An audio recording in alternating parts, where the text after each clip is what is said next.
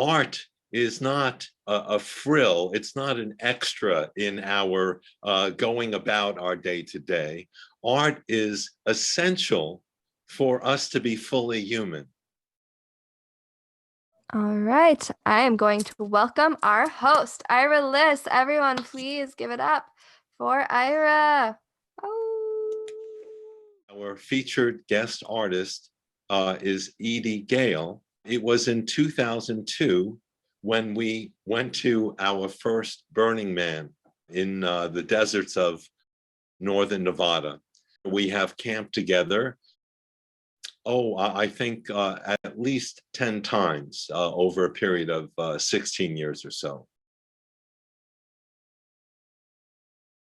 Without further ado, and one day I must look up the word ado, I'd like to introduce our guest artist, Edee Gail. Ira, I just have to say, as people were coming on, I could cry. I am so touched and honored to begin with, Ira, with you inviting me on this dance. And it's just, my heart is full, you all, that you're here. Thank you. Well, and thank you, Edee, for being my guest artist this evening. Edee, I know that you have done many things, and for the moment, I'm curious at what point, what period in your life did you see yourself as a musician and or as an artist, as a writer? When did that happen for you? I'm going to back up a little bit in that Okay. I have this belief, Ira, that that because of that we all have a recipe to ourselves because of the family we've been brought into, and because of what our parents did. The ingredients are our parents and what they loved to do and what their livelihood was about, and all of those things we learned from living with them and being, how should I say, being influenced, being mentored. Right, and I recall that you've said over time you come from a very musical family and a performing arts family. Could you say something about that, about the work that your father did? Well, he put himself through college playing piano at a Chinese restaurant and various places. Okay. And then he started booking music and entertainment. He had his own orchestras for years, his Max Scale orchestra. Wow. And so he played for the Detroit Yacht Club and various engagements, debutante balls and weddings, and they were big bands. They're like 9-piece bands with the beautiful singer. I'd like to reincarnate singing in one of my father's orchestras is what I've decided. Okay, and I'll work on that one.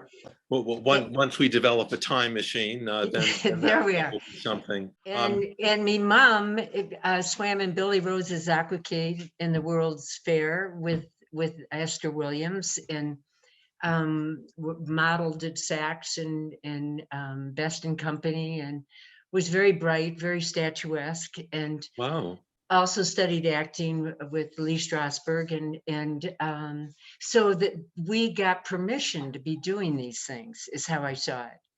And so with that, there are many stories in between. What I'm going to tell you is that I see myself as an artist that has used myself. How do I put this? That the canvas of my life has been art, in that I am the paintbrush. And I know this is kind of an odd metaphor, but because of different things I've experienced in my life, I'm not sure how far to back up, Ira. I'm curious when you describe the work that your parents have done, and clearly they put themselves in the public eye, with your father having his own orchestra that played in many places, and your mom being an actress.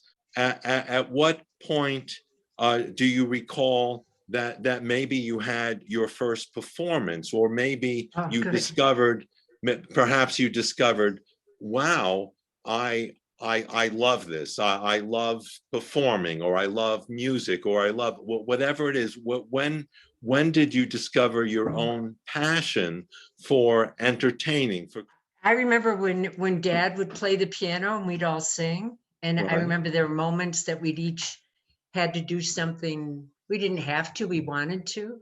right. So self-expression was certainly encouraged and allowed. I remember taking tap lessons. I still love to tap. Uh-huh. Um, You're talking about tap dancing. Yeah, yeah. Right. And for a young girl, what was allowed was cheerleading. And so after my mom was into all of us swimming, competitive swimming, after Uh-huh. that, I joke about majoring in cheerleading through high school and college, because in college I could beat the guy swimming, but there were no women allowed on the swim teams. Uh-huh. Right, right. And we had a little small. So what I know is that I've always been quite physical and have enjoyed using my body to express myself in a Okay, way well, and it of, sounds like if you were cheerleading, did you say from high school through college? I yes, mean, cheerleading.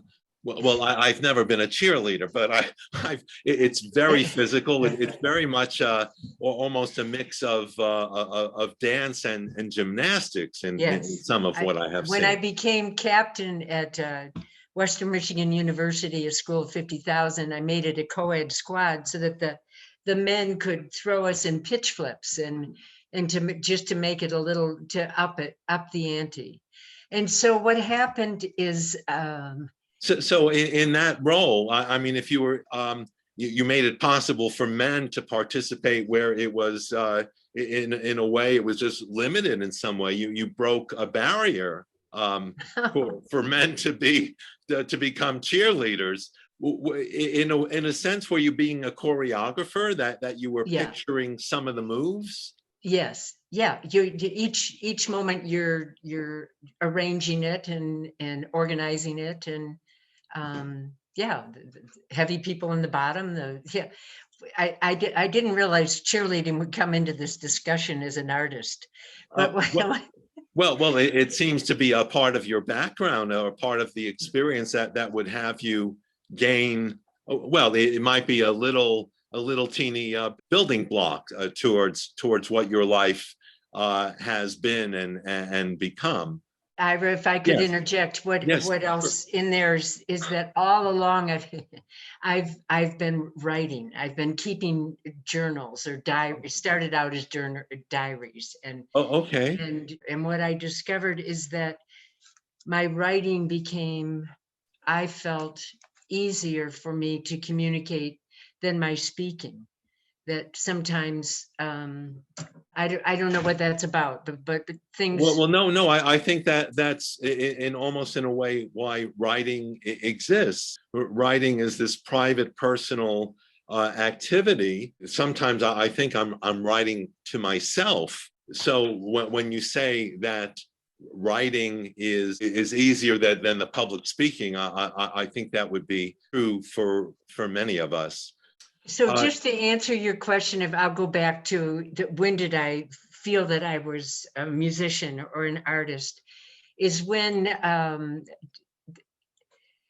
there's so many stories in between. But anyway, I'm going to just say I was inspired by a musician. I ended up moving up to Alaska, and that's quite a story that I would love to share with you. A brief word from a sponsor. I'm delighted to tell you about a new book, a collection of poetry written by Bruce Marshall Sterling, a friend, colleague, and poet, as well as a guest artist that I've interviewed on my talk show series. More than 10 years ago, Bruce suffered the tragic sudden loss of his parents, pictured here on the cover of the book. As readers, we benefit from Bruce's introspection, his honesty, his eloquence, and his more than 10 years of healing embodied in this collection of poetry. I highly recommend this book. It is available for you to own. You can purchase it at a substantial discount. Your purchase helps to support this show as well as a wonderful guest artist. Thank you.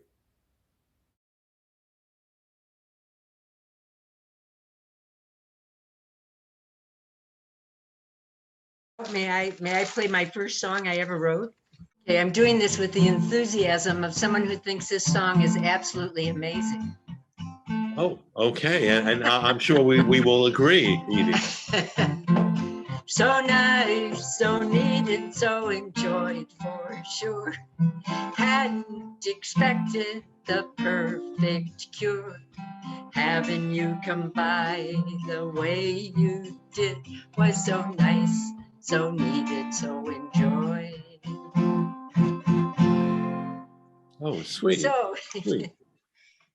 So, live from well, yeah, your turn. that song seems appropriate as a first song. It feels very welcoming, very embracing. Can you say how did that song come about? That song came about, Ira. So picture, if you will, I'm living up in the bush of Alaska. There's a share I would love to fill you in on. Moving to Fairbanks, Alaska from having worked for a major airline, flying as an in-flight service supervisor on 747s, which is an airplane that's longer than the Wright brothers' first flight. It was quite a jump for me. Yes. You were a supervisor of flight attendants on one of the maybe the largest airplane of that time. Yes. As I recall, gosh, I remember ads, maybe it was in Life magazine, that this new airplane was now online, and it had a lounge, didn't it? It had had two lounges. It had two lounges. Yeah, it was really remarkable. It was, and the reason I did that is that because I grew up on an island in Michigan, and we looked directly east to Canada, and we would see ships from all over the world going in front of our house, and the idea of going off and seeing these places just invigorated me. So I taught elementary school for a short time. I joined the airlines. I majored in leave of absences with the airlines, because for $199 I could buy a ticket around the world. So a couple times I packed a small bag and just took off by myself. On one of the trips, me, Mom, and I were headed to the Galapagos Islands, met somebody riding a motorcycle from Prudhoe Bay, Alaska, headed to Tierra del Fuego. And he invited me to finish the trip with him. I called the airline long distance from Peru and said, any chance you can extend my leave? And 3 days later, they had said, call back. And they said no. And I said, I've got to do this. Okay, it felt like a life-changing, inspiring trip on the motorcycle to cover, what was it, thousands of miles that you did on that motorcycle? That would be correct. And what happened from that is I had been to Alaska once on my own in the middle of winter, and I'll just say that I was so smitten by moving there, and so I was invited to go up there. I did, and when I was up there, I met a number of musicians playing old-timey music. And it ends up that one of these people became a dear friend, Robin Ford, and she and she played banjo, and I was jealous. And what I realized, Edee Gail, don't ever be jealous, be inspired.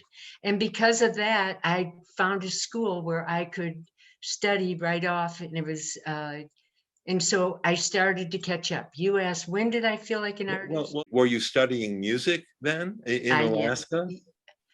I did. I was taking classes. I was studying guitar. It was very hard, and I recognized I needed more attention, more depth of study. And so I went outside. So what was the guitar something that you came upon as you grew up in your musical family?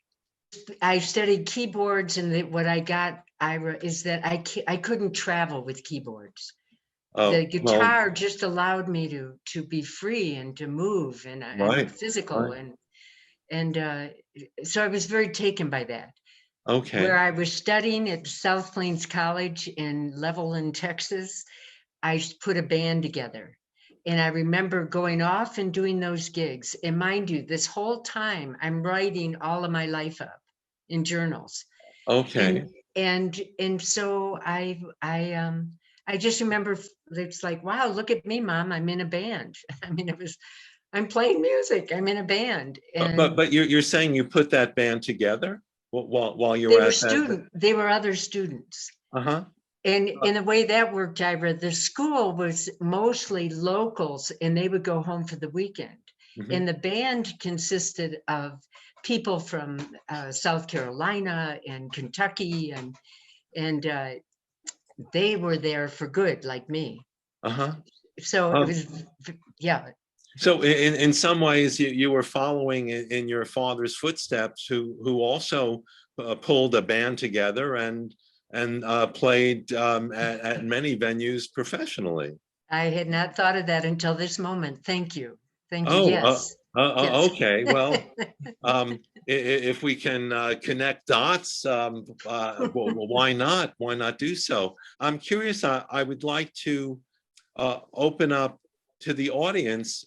Does anyone have any questions so far and on some of the ground? And one might say we've covered thousands of miles on a 747 and on the back of a motorcycle. Any questions for Edee so far? Don't And be by the shy way, now. Don't be shy. And don't embarrass me, you guys. seeing no questions at this moment. Oh, there's one, Ira. It says, what's the meaning of life? It's joy. Joy is the infallible sign of the presence of God or good. Or a little plaque over to my right says, the purpose of our lives is to be happy. And that's what the Dalai Lama says. Isn't that good? That's lovely. That's lovely. I like how concise the meaning of life, joy, just a 3-letter word. Lovely, lovely. In the spirit of what is the meaning of life, you have a song that might connect up to that idea. I hope it fits. Okay, this is goes like this. Let's see. Hello, Mama, was thinking of you today. Hello, Mama, didn't want you to go away, dear Mama. Happened too soon. I remember when we used to travel far in a plane, in a train, in a car. I remember sights we did see. I remember what you taught me. We were laughing and loving. Yes, laughing and loving. Yes, laughing and loving. As we travel, dancing's loud, as we travel on. Oh, sweet, sweet. Thank you, Edee. Thank you, Ira. That was, yeah, anyway. And that song may be very appropriate to the context you told us that you traveled with your mom for part of your journey. You mentioned the Galapagos. I probably just now mispronounced those islands. So forgive me for that stumble. You traveled with your mom for a part of your story when you said you then took off on the motorcycle. I wondered that, and I realize this is a bit of jumping around. I see some questions in the chat. Someone asked, how did you wind up in Texas? I think that was the location where you said you put a band together. It is. When I realized I wanted to study music more fully, I sort of put it out to people, and I heard of this school in West Texas called South Plains College, and it was director of music. He said, yes, I think you could fit in really well. And so I wrote the Dean of Women, and I said, is there any chance that you have a position managing an apartment complex or a dorm or something that I could do? It ends up I did, and it paid for my housing. And I loved it. I mean, one of the classes was band. I mean, I felt like a kid in a candy store. I mean, although I grew up with music, to step back and really allow myself to get an instrument that was more appropriate for me than the keyboard. Right. And it put me on the staff, and it kind of reminds me in this moment, Ira, of what my dad did. He played music in restaurants and then beyond, to get better at his art. And that's what happened for me. I have never bragged about how good I am at any of this. I might say something about recognizing that all of us are more about vibration than anything else. So I believe that when we're in love with our life, with our health, with who we're in front of, that people feel that. And so it's that little moment right there, I think, has gotten me to a lot of wonderful, big, joyous, fabulous moments in my life. That, and I think my dad, both my parents instilled that in me. Well, lovely. In us. Yeah. Lovely. Well, you speak about vibration, or going with a vibration. I mean, the music is literally a vibration of sound. It sounds like it's been a driving force in your life. I wonder, because I know of you more as a solo performer. Were there other occasions in your life where you put a band together? Could you speak on that? Yeah, I pulled together a band in Golden. I mean, in my life, I live in Golden, Colorado, and most of you know that. And it was called Edee and the Fun Guys.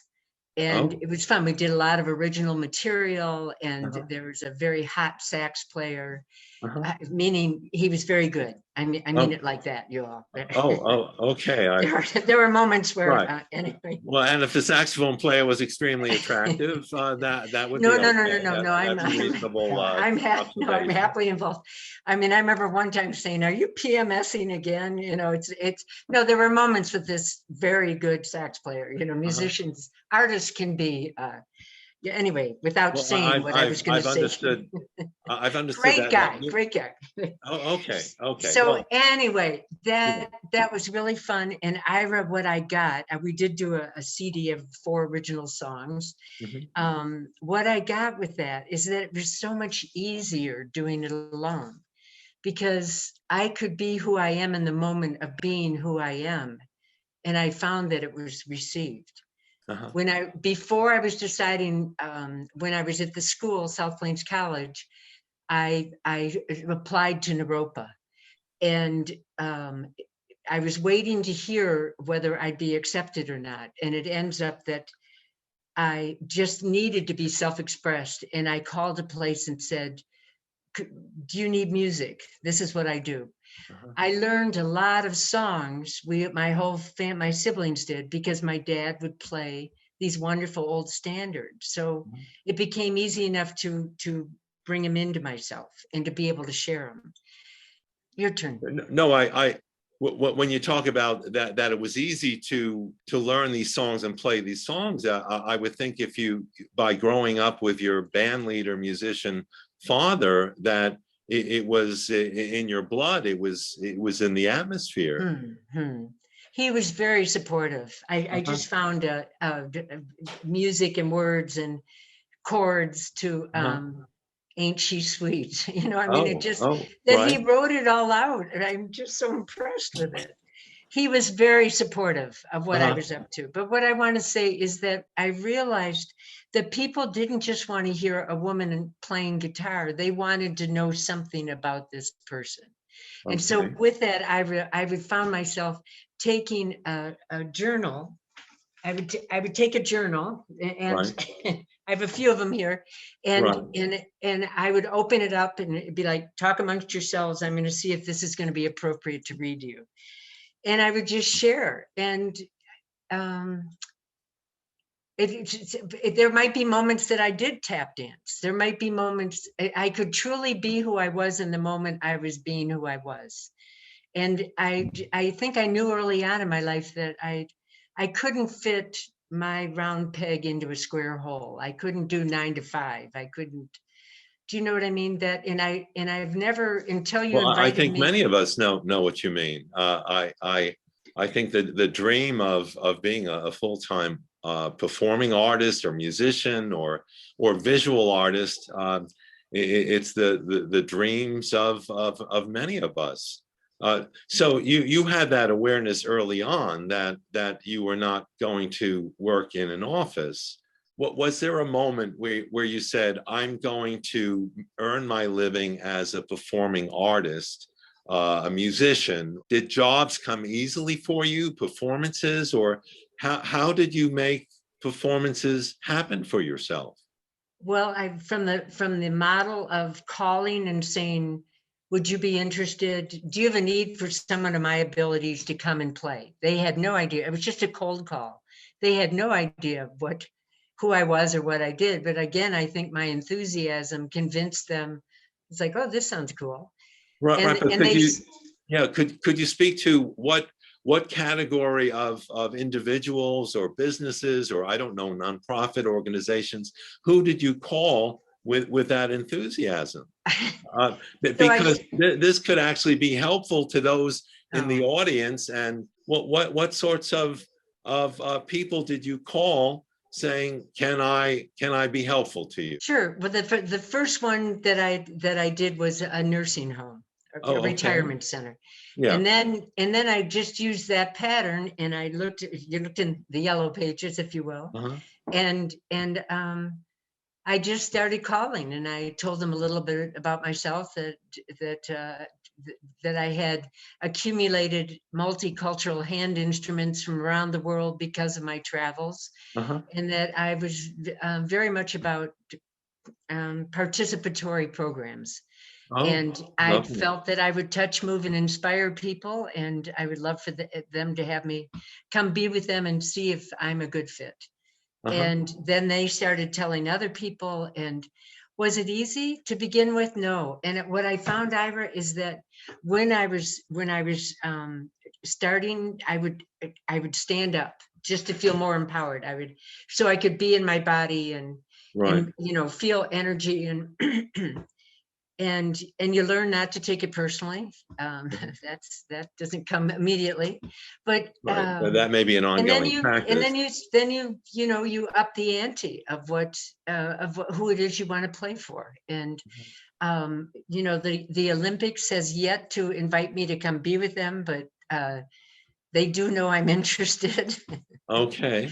And I think there's something about volunteering in situations so that the money doesn't get in the way, and then they can see that you're an asset to their outfit, and they can choose to have you come more often. So things like Waterworld, I played at Naropa for whatever I say, White House Council on Aging. I started doing workshops and invited to perform at churches, and the word gets out. And Ira, I don't mean any of it like, aren't I something? I mean it like. Well, nobody is. Well, Edee, I invited you to be the guest artist so that you might talk about yourself. So there's no need to apologize for talking about yourself. Okay. I mean, there's a whole bunch of people sitting in front of their phone or their computer here so that they could learn about you. So there's no need. Okay. Yeah. And Ira, you know what else about this that I really want to share? I think a lot of it is having courage. When I look back, when I've started to read a number of the journals that I've been writing, and it feels like a book I once wrote, and that book is educating me. My younger person then is educating me now of how courageous I was. I mean, there's some entries that I'm like, really, I did that, and that's what's really fun that I've written as much as I have, because it's so teaching me different lessons. To pause for a second, you're speaking about the journaling that you've done over your life. it almost becomes a teacher, or it becomes this valuable information that informs who you were and who you are now. Yes. Okay, because I've also kept notebooks pretty much my whole life, maybe since I'm 9 or 10 years old, and sometimes when I look at them, I think, oh, in some ways these are writings to my future self. That There you go. Yeah, There you yeah. go. So that's some of what I'm hearing in what you're saying, that oh, this is wisdom to share with a future self. Is there a song or written piece that you'd like to share with us that might be an example of a past version of yourself informing your present self? Yes.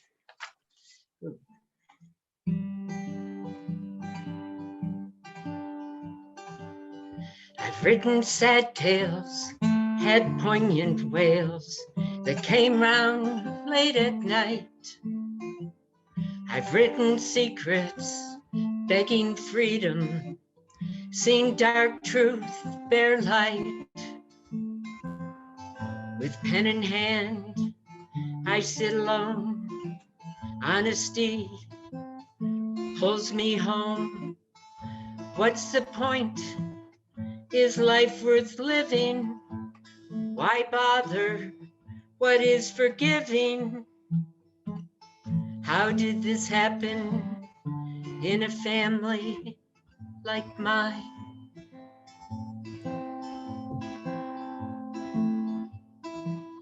I faced denial, which brought great anger, crumbling who I knew myself to be. It wasn't pretty, it tore me up, took me to my knees.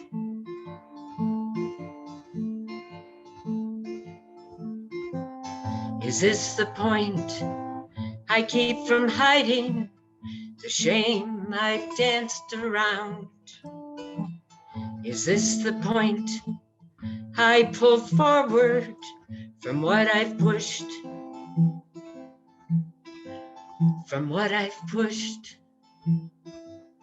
From what I've pushed so far down? Yes, it happened in a family like mine.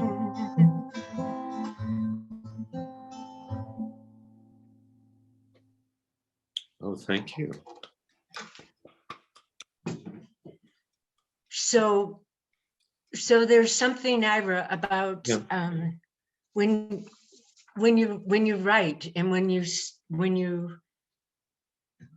start to come home to yourself by being honest about what is.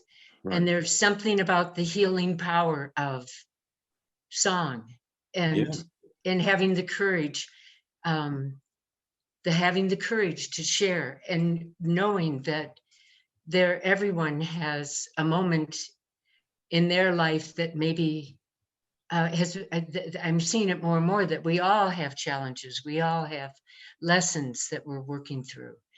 And the Me Too movement, the Black Lives Matter, and so my writing has been turning more and more that way. Say, your writing expresses the pain, the upset, the challenges of being human, and some of those challenges. I mean, if you speak of the Me Too movement and Black Lives Matter, some of the challenges are one-on-one. One-on-one kinds of abusive situations, and some are societal, and some are systemic. And what I'm hearing from you is your writing and your song is a way of processing all of that, of dealing with that. Well, it's that, and it's also of contribution. It's my intention is to that as I share that. I mean, my point is that songs teach and they inspire and motivate and invigorate and causes pause. Yeah. And so it's one thing that I find in my life, I can't not write. And now that I've gotten so much more comfortable playing an instrument, bringing writing to an instrument and writing something that can be shared through a song is extremely rewarding. Oh, yes. Yeah. Well, Yeah. I Well, think, you know, you're a songwriter. Yeah. well, I I know am. that. When you say it can be extremely rewarding, inspiring, all of that, I think, um, speaking for myself and probably for those in the audience this evening, this is what art is for. Mhm. It's to inspire one another. It's to help us get through. I mean, I like to say it's not easy to be human. You've noticed, have you? I've noticed, and perhaps I've read it in Reader's Digest. It's not easy to be human. In the song that you just sang, you're describing tremendous challenge on how to deal with one's anger or outrage. And if I caught your song correctly, you speak of in a family like mine, the family, in my interpretation, it could be literally our family, and also the family of humanity. That outrage takes place, that abuse takes place, and it is a gift you have, Edee, that you turn such pain into song. Thank you, Ira. And I have to say that that particular piece was years in coming, years in allowing myself. Yeah. Thank you for that. Thank you. Okay.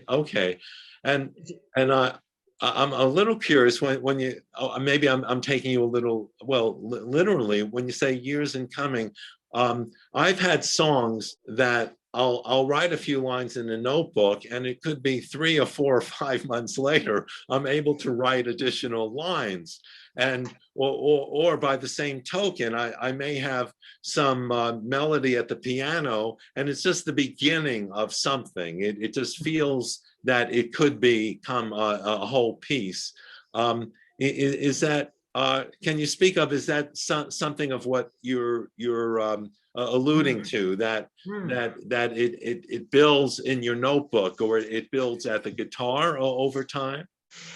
The development of the song. It was the human growth and development that took the time to do that. Okay. To do that song. Okay. Yeah. You're talking about having done the interior work, the personal work. Well put. Yeah. That's it. Yeah. Okay. Edee, I know that you perform regularly in Alaska, and it has become an annual, do I use the word pilgrimage, or it certainly has become an annual event in your life. Could you say something? I mean, I think anyone interested in performing arts might value something that shows up each year. And so there are, I recall several activities that you do in front of audiences that show up each year. Could you speak to some of them? There's the thing that you do in Lions at that festival. Could you speak to some of that regular performing you do? Sure. The Alaska playing on the Riverboat Discovery came about in that. Please,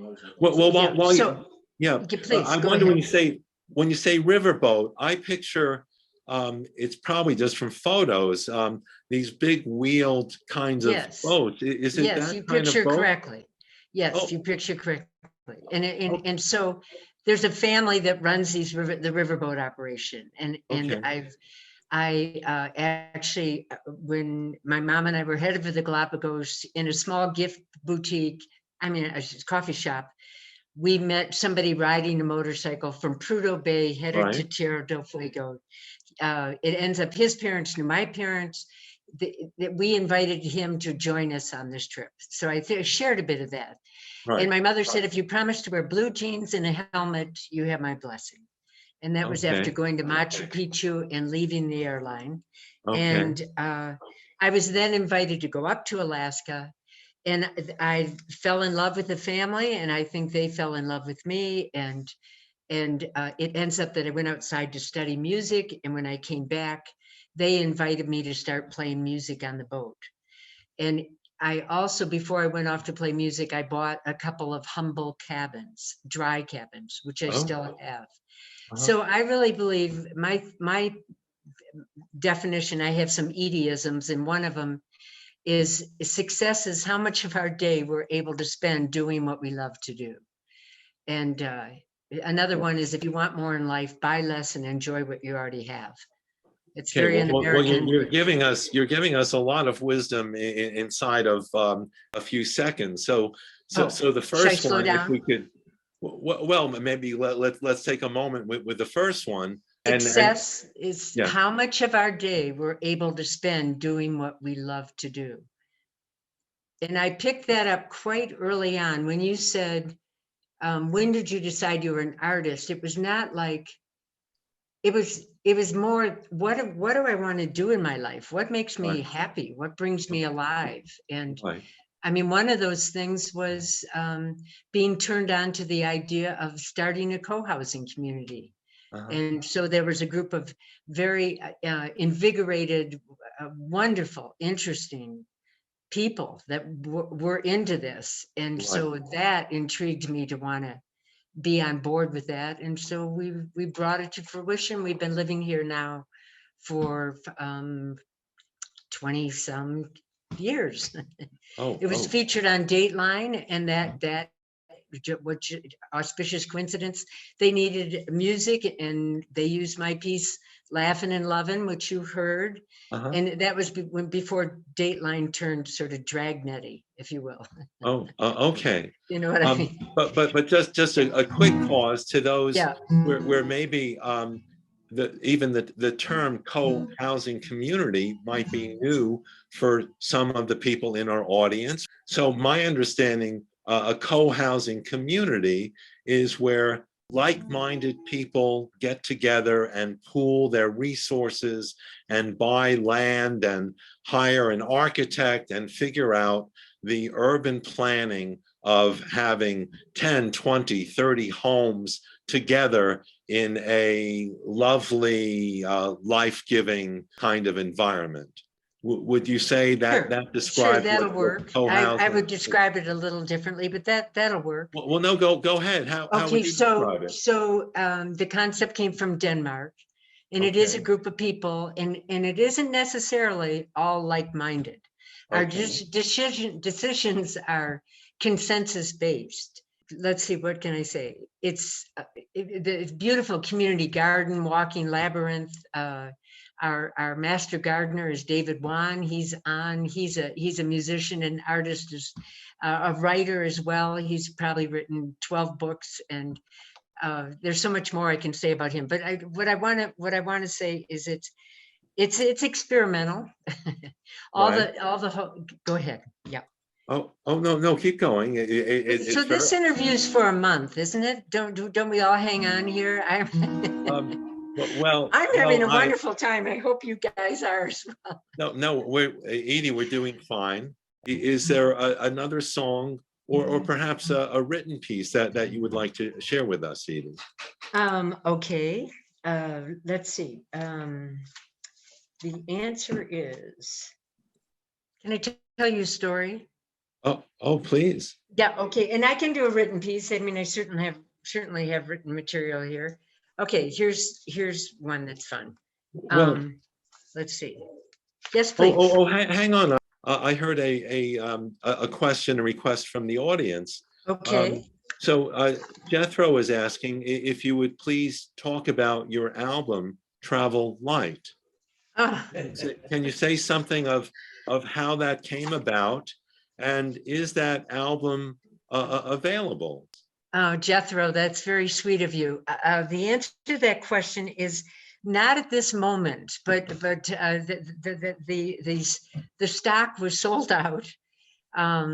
And I can, however, play the one of the songs from it, the Travel Light song. What can I say about that? Yeah, and it is my intention that I will have another CD out in time, in divine time, Ira. Yeah. Okay, but I mean, a musician putting together an album of your material Yeah. is not a small thing to do. Can you Right. speak about what was going on in your life, perhaps? What period in your life did you decide you have this body of work that you chose to share? Whoa, now you're getting to the tough questions. Oh, No, I'm just, well, take the question any way you choose. I wanted to share myself in that way. The band was out playing at different festivals, and I thought it would be fun to do it, to go into the studio.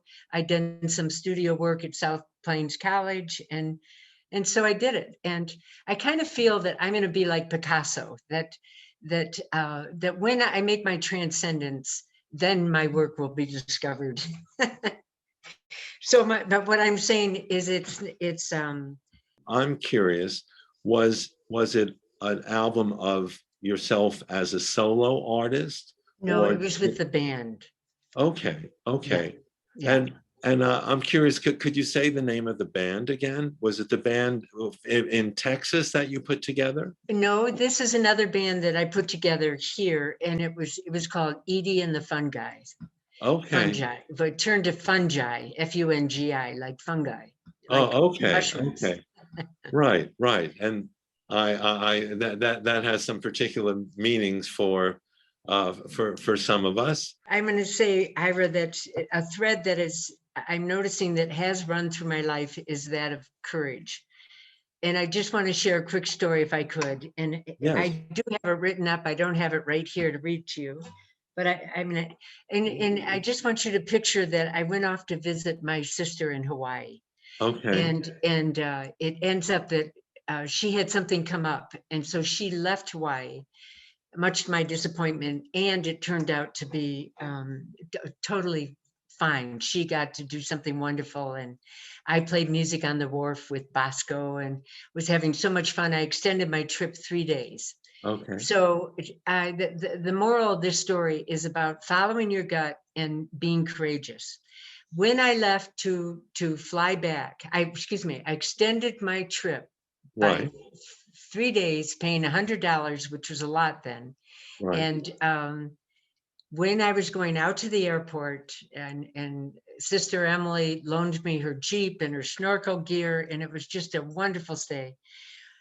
When I got on the airplane, I knew the plane well. I changed seats, and the chap across the aisle said, "The Dalai Lama is on board." And I asked the flight attendant once we got airborne if there was any chance I could gift him. And she said, came back, and you could see she was pretty nervous. She said, yes. And she said, "I'll show you where he is, and then you're on your own." And I made my way up to first class, and I'd written a note, and it was a clear box with the white frangipani lei. And the note was on top, and I knelt down and handed it out to him. And he opened the note and he read it. "To His Holiness the Dalai Lama, with love from the universe." And he put out his hand and put his other hand on top of mine, and he blessed me. And then he showed it to his assistant monk, and he read it and blessed me. And then I went back to my seat, and I just started to weep. And I went to the blue room, the restroom, and I literally fell to my knees. And it was like, what was that? What just happened? Right. And it is a moment that I think his unending love, unconditional love, just like, here, take that. Right. And his handshake, and I will never forget it. And it's a joy to share it with you all. So thank you, Ira, for letting me share that. Well, that's a lovely powerful moment that you share. So it was really just a synchronicity that you were on the same flight Mhm. leaving Hawaii, and the Mhm. Dalai Lama was on that flight, and Mhm. you were able to have this one-on-one audience Mhm. with him. And That's because I followed my gut and it said, I'm staying. This is too good to leave. And right, in the time of your life live, this is right, Soroyan. It's Soroyan's quote that I felt I'm staying, and I thank my sister for her generosity, and yeah, because I followed my heart, that right. came Well, about. you stay the extra 3 days. You paid the change of flight fee, and if you had gone with your original plan, this moment, this story would not exist at all. That's exactly right. And Fantastic. so the idea that we need to follow our own heart is what it is. That's what I'm trying to say. But follow our heart, and our guts can Right, give us a lot of information, and go with that, because right, somewhere along the line I got that I wasn't always called Edie. I'm an Edith that was called Dee Dee as a child, and then I went to Edith. And long story short, when my father wrote out Edie, Edie, I said, "No, Dad, I don't want die in my name. It'll happen soon oh, enough." oh my gosh. So I was well aware of impermanence at a pretty young age, Right, so I'm reminded of that, and then you die. And so here's this moment that I'm so honored to share what I've garnered. These are just some stories of what I've right, garnered, right. um, that Well, have, well, it's lovely, and I would say generous. You're sharing yourself with us here now. I think you give us you share tremendous wisdom with us, Edie. So I think I speak for everyone present.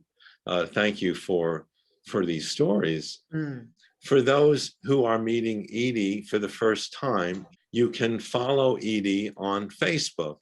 Edie, when you have future projects, you will let the world know on your Facebook page. So yes, it's an easy way to be in touch with future recordings, or as you re-release this album that you had, or as you get your writings published, that would be a way for people to be in touch with your projects. yes, Yeah, yes. yeah. We may be sort of rounding a last bend or a last lap. Does anyone have a specific question? Oh, I'm reading a comment from Bruce Sterling. What a serendipitous experience, this experience to meet the Dalai Lama. That reminds me of the things that you sent to me about yourself. Didn't you also get to see the Pope? How Yes. did, yeah, so well, you weren't on another flight, and you didn't see him No, flying from Hawaii, no, the no, no, Pope. no. It wasn't that. Pope John Paul came up to Fairbanks. And at the time I was living in a cabin out in the woods in the Chugach Mountains. Okay, And for some reason, I'm not Catholic. I mean, I'm well, that's just, okay. my heart got up and my body followed, and I hitchhiked. That felt like a pilgrimage. I hitchhiked into Anchorage. It was the largest collection of humanoids ever in Alaska at one place at one time. And what I found, you all, is that they had this snow fence, and I got right up behind the snow fence. And when his Pope mobile, and picture him with his hat, and a magenta robe, and I mean, there was great excitement that he was there, and you could hear people saying, he's coming, and what I found is that I could actually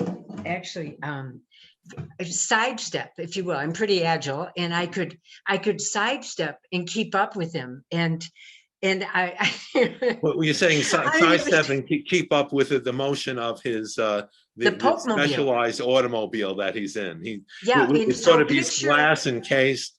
Is it like a glass enclosure kind of thing that he is? Yeah, Yeah, a okay. plexiglass kind of thing. Yes. Oh, okay. Okay. And the revelry and the merriment, the excitement of people to be with him. And I remember hearing this woman giggle, and it was me. And I'm gonna hold that story, and I'm gonna share something else with you.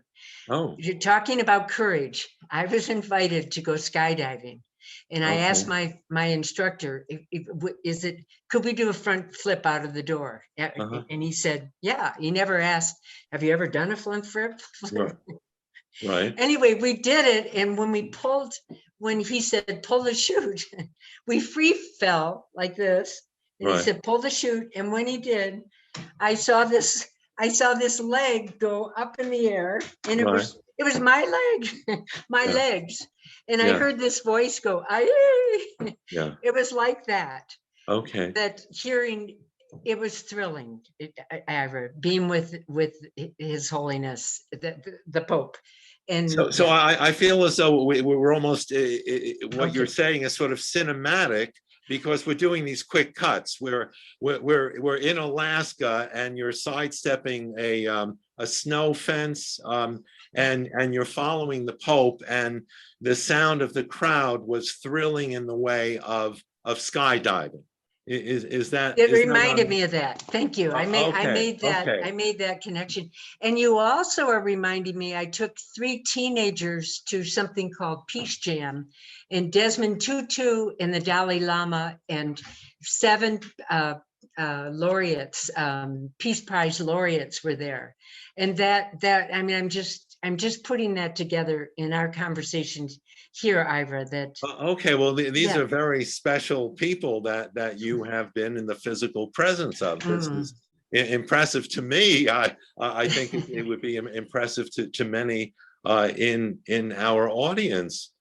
So you have had an energy in your life to attract some extraordinary people to you, some extraordinary experiences. As we kind of wrap around this bend, but before we complete the show, I would like there to be a moment, perhaps, for you to do another song. Oh, I'm seeing some acknowledgement that people are welcoming you're doing a song. I also wonder, as you tell us these extraordinary experiences, is there a particular something that you're planning to do or hoping to do or wanting to do, that you could tell us in a few words, because we want to have time for your song?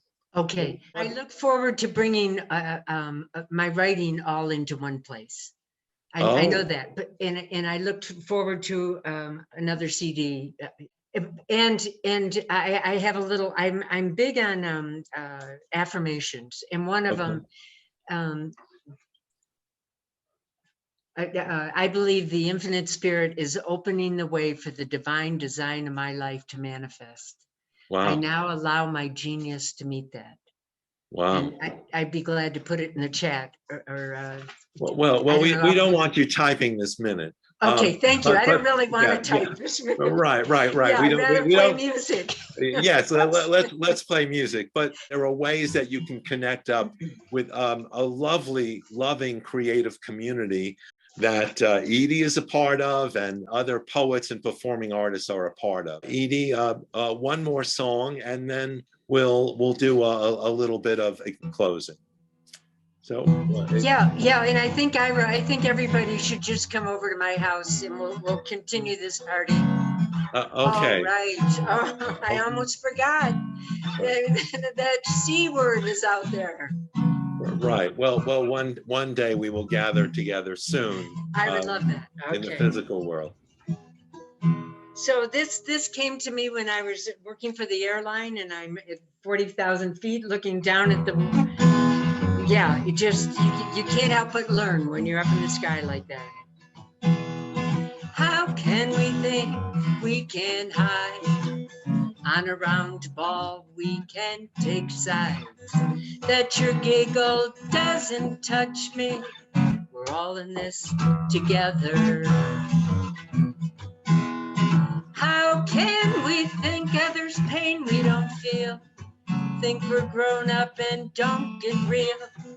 Can open wounds ever heal? We're all in this together.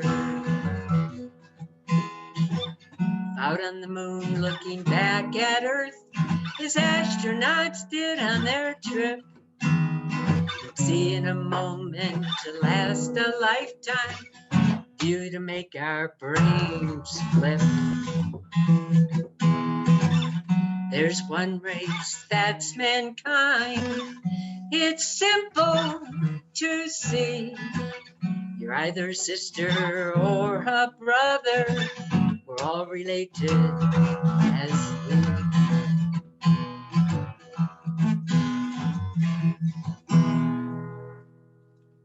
So there's more to that song. And Ira, I'm gonna just see if I can do this. I was born with white privilege, not knowing what it was. My day-to-day experiences gave me a leg above. Yes, I was born with white privilege. My bright nephew was not.